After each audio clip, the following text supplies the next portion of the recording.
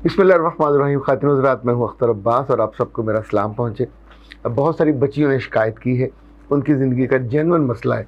यानी ये तकरीबन 14-15 साल से स्टार्ट होता है और उसके बाद आप इसे 25, 24, 36 यूँ समझे जब भी बेहतियाती होगी तो ज़ेरे नाफ खारिश का मसला है। कुछ बच्चियों ने कहा कि उन्हें अपने घर वालों के सामने इंसल्ट सहनी पड़ती है। कुछ का ख्याल है कि उन्हें अपने हॉस्टल में या अपने कॉलेज में या इवन यूनिवर्सिटी में जब वो दूसरों के सामने अपने जिस्म को खुजाती हैं तो बड़ी एम्बेरसमेंट क्रिएट होती है और लड़कियों ने उनके अजीबोगरीब नाम रखे होते हैं। इनफैक्ट ये सारी चीज़ें आप सिर्फ 5 या 6 स्टेप्स में अपने आप को क्योर कर सकते हैं, बचा सकते हैं। इस वाले मामले में अगर माँ को थोड़ा ज़्यादा एहतियात हो, यानी जो ही ये मसला होने लगे तो आपको इल्म हो जाना चाहिए कि बच्ची इन प्रॉब्लम में है, क्योंकि कोई बच्ची भी जानबूझकर शौकिया ये नहीं करती। जब भी हाइजीन का मसला होगा तो उसके बाद आपको वहाँ ज़ेरे नाफ खारिश होना शुरू हो जाएगी। बाज़ दफ़ा ज़्यादा टच करने से होता है, कई दफ़ा ऐसा होता है कि आपने कोई सस्ती क्रीम इस्तेमाल की जिसकी वजह से वहाँ ब्लिस्टर बन गए और ब्लिस्टर बनने के साथ ही फिर आपको वहाँ से खारिश शुरू हो जाएगी। अब हम तरतीबवार लेते हैं ताकि आप इस खारिश से आपकी जान बच सके और इसको आप जड़ से उखाड़ सकें। नंबर 1, सबसे पहले आप ये करेंगे कि 7 दिन आपने कॉन्सेक्टिव नहाना है। 7 दिन कॉन्सेक्टिव नहाएंगे, अपने आप को बहुत तरीके से सलीके से वॉश करेंगे और आपके पास 7 पैंटीज़ होनी चाहिए कॉटन की, डेली 1 पैंटी। अगर आप और आसानी के लिए कहिए तो अंडरवियर, लेकिन ये कॉटन का होना चाहिए। नंबर 2, जब आप अगले दिन ये कॉटन का अंडरवियर इस्तेमाल करके उतारें तो फिर आप इसको उल्टा करके डेटोल में धोएंगे। ये नंबर 2 चीज़ है, उल्टा करके डेटोल में धोएंगे और इसको सख्त धूप में रखेंगे ताकि खुश्क हो। नंबर 3, जब आप खुश्क कर लें तो फिर उसको उल्टा करके ही इस्त्री करेंगे, बल्कि जितने दिन आपकी खारिश का जो प्रोसेस है चलता रहे तो ना सिर्फ आपकी पैंटी या अंडरवियर बल्कि साथ ही आपका पजामा या शलवार जो है उसको भी आपने उल्टा करके धोना है। चौथी चीज़, आपके पास एक बोतल, यानी जिस बोतल में आप पानी डाल के कपड़ों को इस्त्री करते हो, स्प्रे करते हो, उसमें आधा पानी और आधा सरसों का oil, it would be like a spray. तो आप दिन में 2 से 3 बार वॉशरूम जाएंगे और खारिश वाली जगह पे आप इसको स्प्रे करेंगे, यानी हाथ से अप्लाई नहीं करेंगे, हाथ से टच नहीं करेंगे। नंबर 5, जब भी खारिश होगी आप हाथ से खारिश नहीं करोगे। बाद बच्चियों ने कहा कि उनके वहाँ ज़ख्म हो गए हुए, वहाँ से हल्का हल्का खून रिसने लगता है।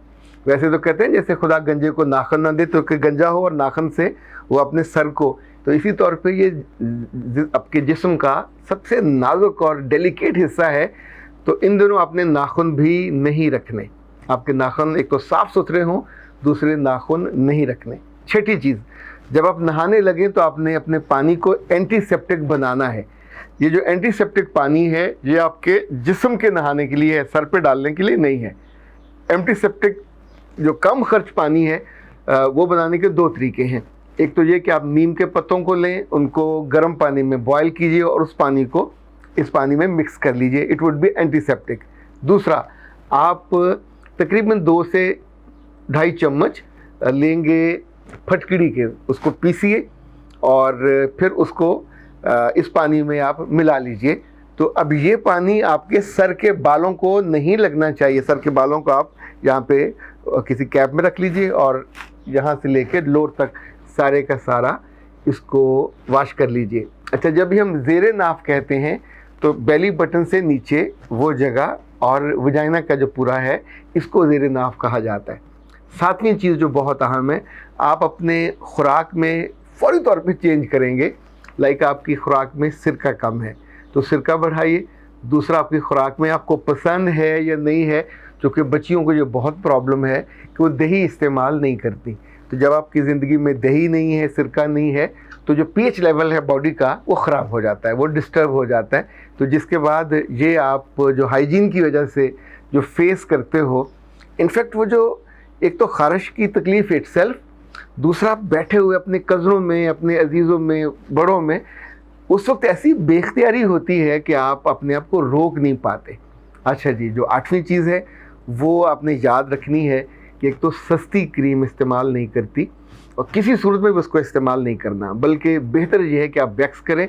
चूँकि जो हमारे यहाँ नेक लोग हैं, फुकहा भी हैं, वो भी आमतौर पर वैक्स के हक़ में हैं कि बालों को खींचने वाला जो तरीका है सफाई का, वो ज़्यादा सेफ एंड सिक्योर है। अब्बास और आपके लिए लाया हूँ एक नया कोर्स, ऑनलाइन कोर्स। उसका नाम है विनिंग एटीट्यूड।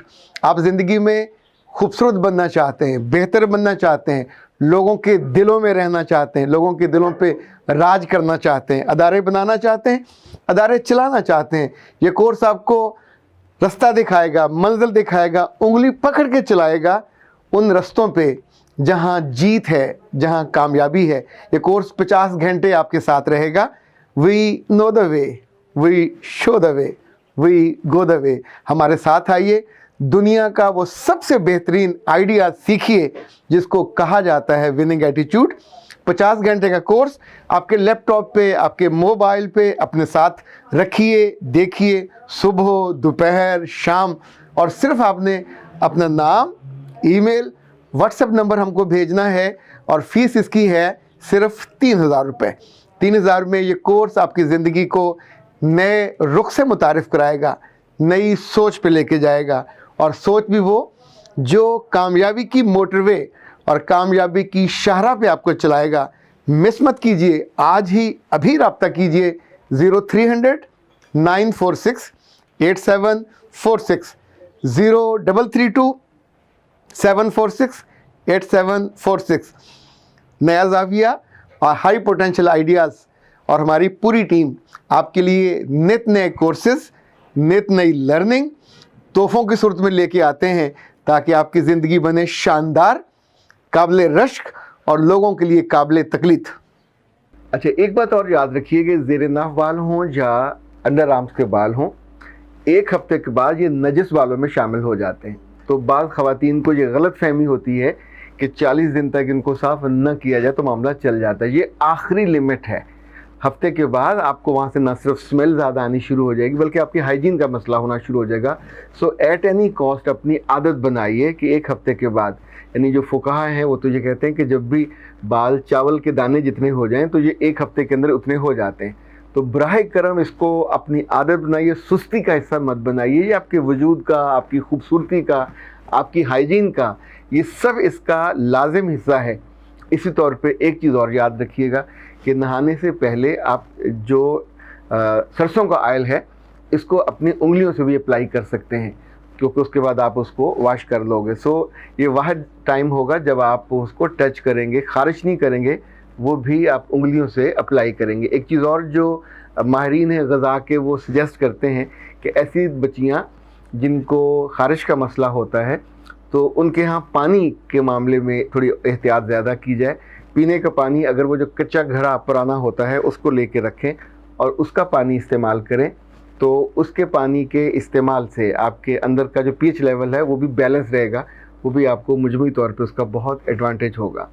बराह करम अगर बच्चियाँ अपनी शर्म की वजह से, झिझक की वजह से ये अज़ाब भुगत रही हैं और उनके साथ उनकी बड़ी बहन या उनकी सास या इवन उनकी वालदा, अगर उनको अंदाज़ा हो जाए तो बजाय इसके कि उनको डांट डपट करें या बाकियों के सामने उनको बेइज्जत करना शुरू हो जाएं, ये उनकी खुशी की आदत नहीं है, ये उनकी मजबूरी में है।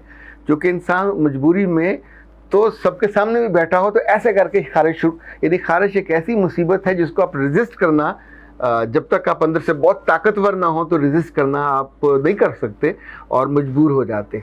लेकिन ये मसला ऐसा है कि इसका ताल्लुक़ आपकी सिनफ़ नाज़ुक होने से, आपके जिस्म की हिफाजत से, आपकी हाइजीन से और आपके जो टोटल इमेज है, पब्लिक इमेज, उसके साथ जुड़ा हुआ है। तो इसके मामले में कभी कंप्रोमाइज़ मत कीजिए। ये किसी और मेडिसिन से ठीक होने की बजाय एक हफ़्ता लगना है, एक हफ़्ते के अंदर ये मसला ईज़िली इंशाल्लाह हल हो जाएगा। अख्तर अब्बास को दीजिए इजाज़त।